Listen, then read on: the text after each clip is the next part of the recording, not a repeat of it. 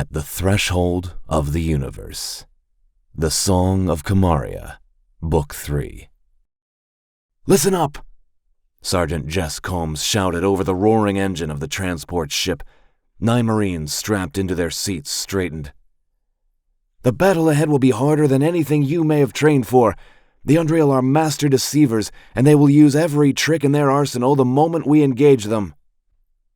Denton Castus sat in the back of the ship, armored in a full combat suit. He was no soldier. Beneath the metal exterior, he was just a starship mechanic from Ganymede looking for his son. He was in his early 50s, but a lifetime of working in a machine shop and hiking in the wilderness had kept him physically fit.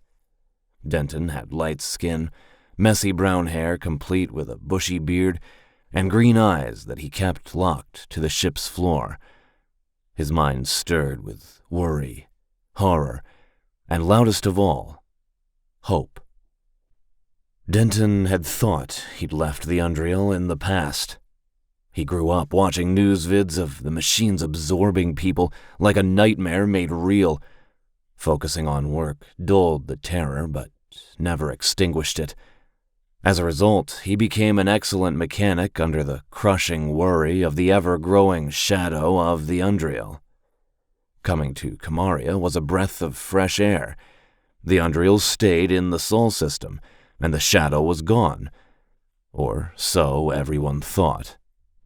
Hours before Denton had boarded the transport ship, there was an incident. The Undreal revealed themselves on Kamaria, where they'd been lurking under the ruby waves of the howling shore for almost 300 years. They weren't gone. They were waiting. A lump formed in Denton's throat. He was choked by his own regret, his blood threatening to pop his skull. The shadows that haunted his youth had curled their claws around his son, Cade, and pulled him into the unknown. Cade had been taken right in front of Denton, and there was nothing he could do about it. Nothing but go hoarse from screaming as he felt the cold death of hope crash over him. His blood was ice, and his mind was pounding. Cade was right there, and then he wasn't. Eventually, Denton channeled the frost in his veins. He boarded the transport ship, leaving his wife and daughter, Eliana and Nella, back in Odysseus City. He would find Cade, even if the rescue killed him. As the ship raced closer to the howling shore, Denton couldn't help but wonder what he would find. Would it be his son, or would it be a machine? Logic dictated that the Undreal would absorb Cade into their network, remake him into one of their own. Hope demanded that Denton try to find him before that happened. Denton clutched tightly to that hope and wouldn't let it go. It was his shield against the terrible thoughts that scratched at his sanity. Hope was Denton's lifeline.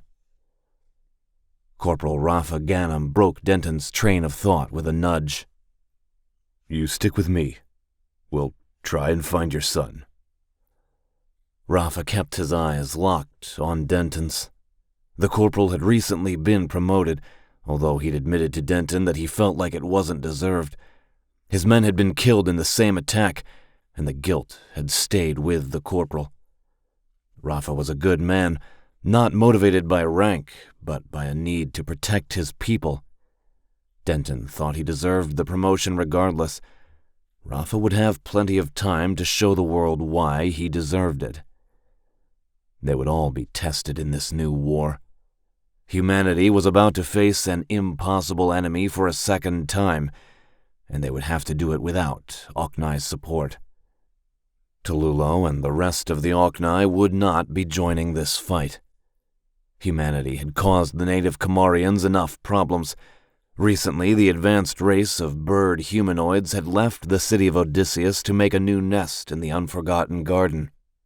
They chose the Telemachus's wreckage as a home, and Denton could definitely feel the giant middle finger they were thrusting upward by picking that particular spot. Not only did Denton understand it, He also agreed.